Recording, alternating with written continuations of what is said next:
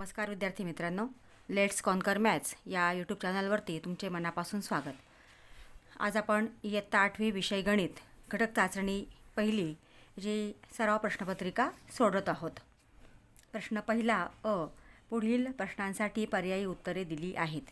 त्यापैकी योग्य पर्याय निवडा व चौकटीत लिहा.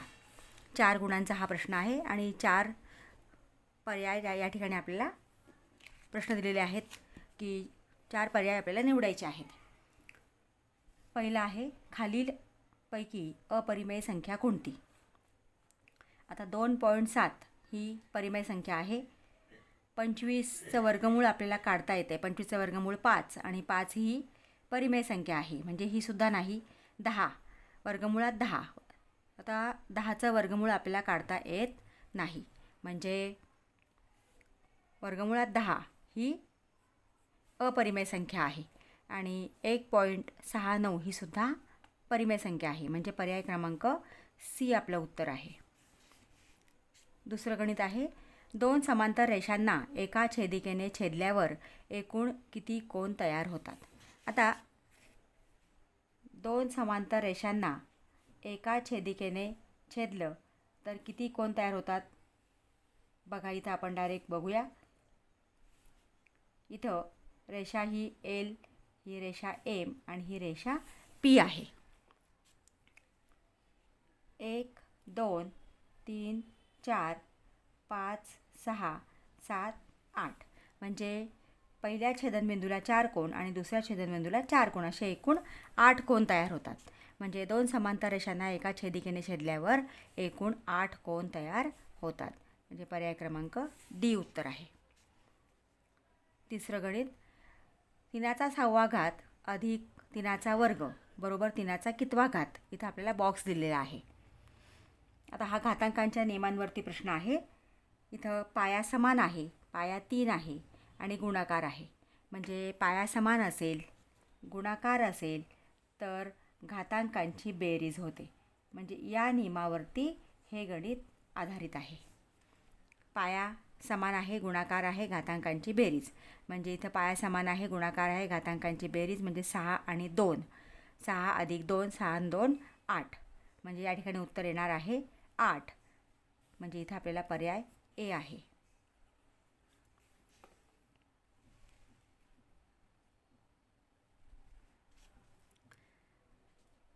त्रिकोणाच्या मध्यगांचा संपात बिंदू प्रत्येक मध्यगेचे 2:1 या गुणोत्तरात विभाजन करतो, म्हणजे पर्याय सी याचं उत्तर आहे. पुढचा ब प्रश्न आहे. हा 3 गुणांचा प्रश्न आहे. योग्य जोड्या जुळवा. अ स्तंभ आणि ब स्तंभ आपल्याला दिलेला आहे. आता इथं वर्गमुळात 5 ही अपरिमेय संख्या आहे, म्हणजे या ठिकाणी याचं उत्तर येणार आहे अपरिमेय संख्या.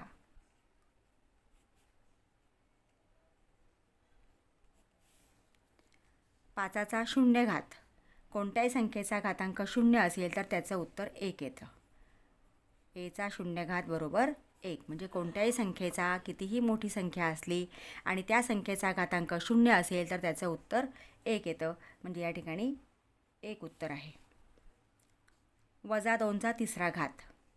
आता 2चा घात 8 येतो आणि ऋण संख्येचा घन नेहमी ऋण येतो, म्हणजे -2चा 3रा घात हा -8 आहे.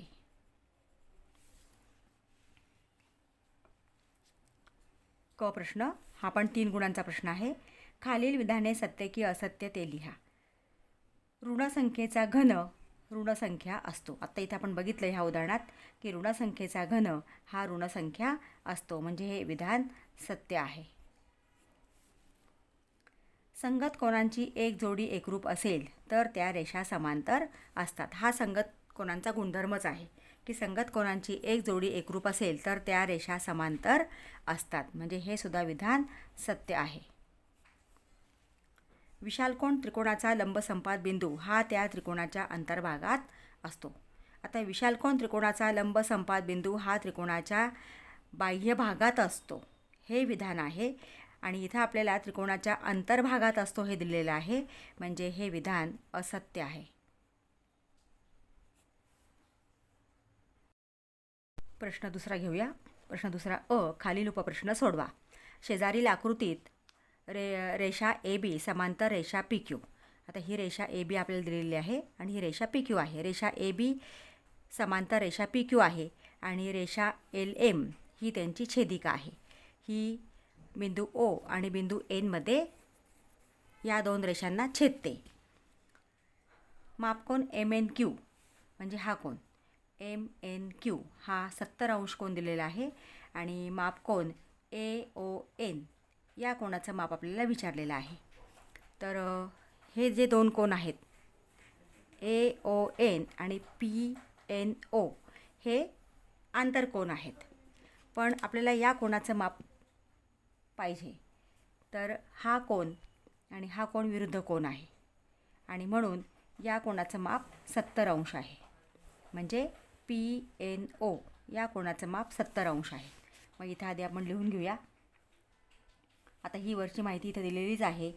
ती रेषा ए बी समांतर रेषा पी क्यू व रेषा एल एम ही छेदिका आहे.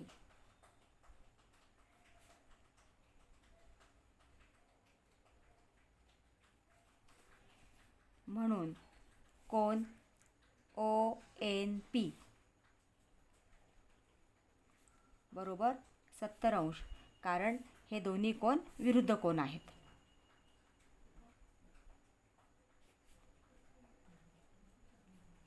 विरुद्ध कोन असल्यामुळे या कोनाचं माप 70 अंश आहे. आता कोन ए ओ एन आणि ओ एन पी हे आंतरकोन आहेत आणि आंतरकोनांचा गुणधर्म आहे की आंतरकोनांच्या मापांची बेरीज 180 अंश असते. म्हणून मापकोन इथे एम लिहा. मापकोन ओ एन पी बरोबर 70 अंश. मापकोन ए ओ एन अधिक मापकोन ओ एन पी बरोबर 180 अंश.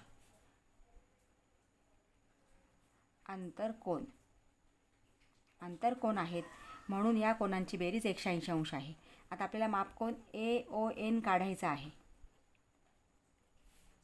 परंतु मापकोन ओ एन पी आपण काढलेला आहे 70 अंश बरोबर 180 अंश. इथं पुढं लिहूया आपण. मापकोन ए ओ एन बरोबर 180 वजा 70 अंश. म्हणून मापकोन ए ओ एन बरोबर 180 मधनं 70 गेले 110 अंश. ह्या कोणाचं माप आपल्याला मिळालेलं आहे 110 अंश. आता पुढचं गणित घेऊया. 2197चे घनमूळ काढा. आता 2197ला 2ने भाग जाणार नाही. ह्यांची बेरीज 9 7 16 आणि 1 17 18 19 येते. म्हणजे 3ने पण भाग जाणार नाही, 9ने भाग जाणार नाही. त्याच्यानंतर 5ने भाग जाणार नाही कारण 0 आणि 5 नाही आहे. 11ने भाग जाणार नाही. 11 1 11 जर आपण इथं भाग दिला तर याला भाग देऊया आपण 13ने. 13 1 13 कारण इथे 21ला आपण भाग देतोय. 13 1 13 21 मधनं 13 गेले किती उरले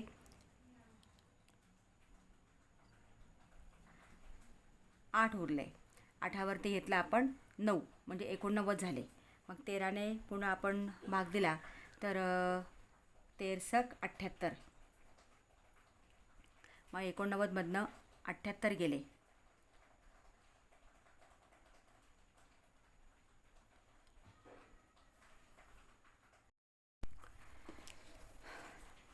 तेरा 1 13 21 मधनं 13 गेले. 8 उरले. आपण 9 घेतले 89. 13 78 89 मधनं 78 गेले 11 उरले. त्याच्यावरती आपण 7 घेतले म्हणजे 117 झाले. 13 9 117. आता 169ला पुन्हा आपण 13ने भाग देऊया की 13 1 13. 16 मधनं 13 गेले 3 उरले. त्याच्यावरती आपण 9 घेतला, 39 झाले. 13 त्रिक 39 म्हणजे 13 एक 13 म्हणजे 2197चे 13 गुणिले 13 गुणिले 13 2197चे घनमूळ म्हणजे इथं किती आलं? 13 आलं. 2197चे घनमूळ. जर आपले घनपाठ असतील तर आपल्याला पटकन लक्षात येतं की 2197चा हा 13चा घन आहे. त्याच्यावरती आपण डायरेक्ट उत्तर इथं काढू शकतो. म्हणजे 2197चं घनमूळ आलेलं आहे 13. आता पुढचं गणित आहे 7/9 व 4/5 या परिमेय संख्यांची तुलना करा. 7/9 आणि 4/5. आता इथं यांचा तिरकस गुणाकार करायचा. 7 गुणिले 5 आणि 4 गुणिले 9. 7 गुणिले 5 4 गुणिले 9 7 5 35 आणि 4 9 36. आता 35 आणि 36 याच्यामध्ये कोणती संख्या मोठी आहे? तर 36 मोठी आहे. म्हणजे या ठिकाणी उजव्या बाजूची संख्या मोठी आहे म्हणून उजव्या बाजूचा अपूर्णांक मोठा असतो. म्हणून 7/9 आणि 4/5 याच्यामध्ये 4/5 हा मोठा आहे. म्हणजे अशा पद्धतीने कुठलेही तुम्हाला परिमेय संख्या जर दिल्या तर त्यांचा तिरकस गुणाकार करा आणि ज्या बाजूची संख्या मोठी आहे त्या बाजूचा अपूर्णांक मोठा असतो किंवा त्या बाजूची परिमेय संख्या मोठी असते. म्हणजे याच्यावरून आपल्याला सहज कुठले उदाहरण सोडव. पुढचा ब प्रश्न घेऊया. खालील उपप्रश्न सोडवा. त्रिकोण MVN हा विशालकोन त्रिकोण काढा. त्या त्रिकोणाच्या सर्व मध्यगा काढून त्यांचा संपात बिंदू दाखवा. आता इथं आपल्याला हा विशालकोन त्रिकोण काढायचा आहे. आधी एक रेषाखंड काढा. 90 अंशापेक्षा जास्त माप असलेला विशालकोन त्रिकोण असतो. विशालकोन त्रिकोणाचं माप हे 90 अंशापेक्षा जास्त आणि 180 अंशापेक्षा कमी असतं. मग इथं आपण समजा 110 100 110 तुम्ही किती घेऊ शकता, फक्त 90पेक्षा जास्त.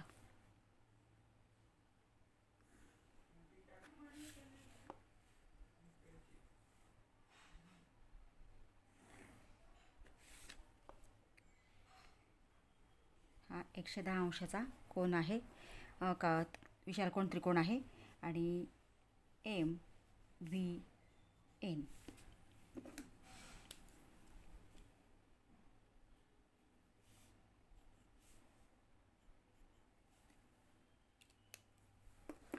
आता आपल्याला मध्यगा काढायचे आहेत. मध्यगा काढण्यासाठी आपल्याला प्रत्येक बाजूचा मध्यबिंदू आवश्यक आहे. मध्यगा म्हणजे शिरोबिंदू आणि त्याच्या समोरच्या बाजूचा मध्यबिंदू जोडणाऱ्या रेषाखंडाला मध्यगा म्हणतात. म्हणजे आपल्याला ह्या तीनही बाजूंचे आपल्याला मध्यबिंदू काढायचे आहेत आणि ते बिंदू त्याच्या समोरच्या शिरोबिंदूला जोडायचे आहेत. तर मध्यगा काढताना शिरोबिंदू आणि मध्यबिंदू जोडण्यासाठी मध्यबिंदू आवश्यक आहे आणि मध्यबिंदू काढण्यासाठी आपल्याला लंबदुभाजक काढणं गरजेचं आहे. मग लंबदुभाजक काढण्यासाठी तुम्हाला रीत माहिती आहे की निम्म्या कोणत्याही बाजूचा लंबदुभाजक काढायचा असेल तर त्या बाजूच्या निम्म्यापेक्षा जास्त अंतर कंपासमध्ये घ्यायचं आणि दोन्ही बाजूला कंस काढायचे. आता N वर ठेवून काढले. आता M वर ठेवून काढूया.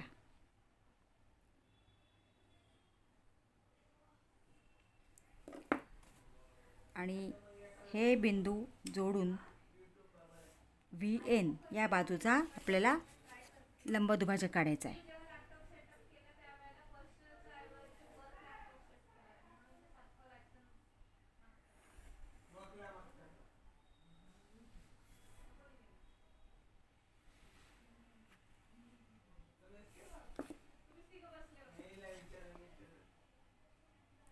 आता याला नाव देऊया आपण D. आणि हा बिंदू आपल्याला हा बिंदू Nला जोडला की MD ही एक मध्यगा आपण काढलेली आहे. तसं आता VNचं काढलं. आता आपण MNचं काढूया. एम एनच्या निम्म्यापेक्षा जास्त अंतर कंपासमध्ये घ्या आणि दोन्ही बाजूला कंस काढा.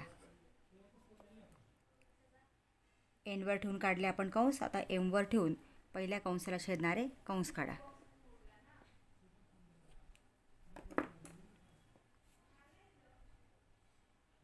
हा बिंदू आणि हा बिंदू, हे बिंदू जोडले की आपल्याला एम एन बाजूचा लंबदुभाजक मिळतोय आणि त्याच्यावरून आपल्याला मध्यबिंदू मिळणार आहे.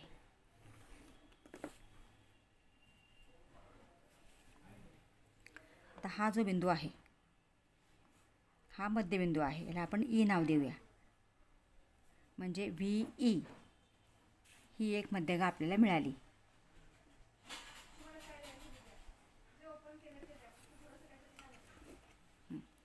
आता आपण व्ही एनचा काढला, एम एनचा काढला. आता एम व्हीचा काढूया.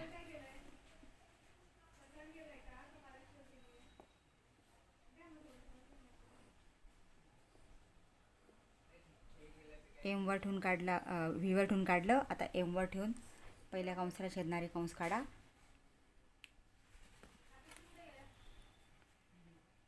ह्या दोन बिंदू जोडून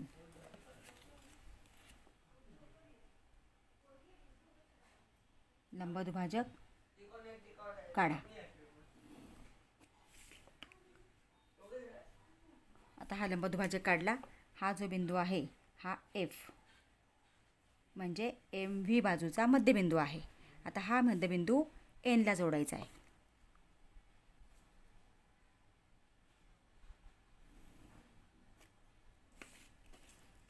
म्हणजे एम डी ही एक मध्यगा मिळाली. एन एफ आणि व्ही ई आणि ह्या मध्यगा एकमेकांना या बिंदूमध्ये छेदत आहेत, त्याला आपण जी नाव देऊया. अशा पद्धतीने आपल्याला विशालकोन त्रिकोण, काटकोन त्रिकोण, लघुकोन त्रिकोण तीनही त्रिकोणांचे तीनही मध्यगा आपल्याला काढता येतात. फक्त मध्यगा काढण्यासाठी तीनही बाजूंचे तुम्ही लंबदुभाजक काढा. तो लंबदुभाजक ज्या ठिकाणी छेदतो तो मध्यबिंदू, त्या बाजूचा तो मध्यबिंदू असतो. तो मध्यबिंदू आपण त्याच्या समोरच्या शिरोबिंदूला जोडला की आपल्याला मध्यगा मिळते.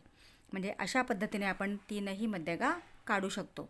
अगदी काटकोन त्रिकोणाच्या किंवा लघुकोन त्रिकोणाच्या सुद्धा आपण याप्रमाणे काढू शकतो. तर विद्यार्थी मित्रांनो, आपण ही प्रश्नपत्रिका सोडवलेली आहे. अजूनही तुम्ही चॅनलला सबस्क्राईब केलं नसेल तर प्लीज चॅनलला सबस्क्राईब करा. बेल आयकॉन प्रेस करा म्हणजे नोटिफिकेशन्स तुम्हाला पुढच्या व्हिडिओंचे मिळतील. व्हिडिओला लाईक करा आणि व्हिडिओ आपल्या मित्रांना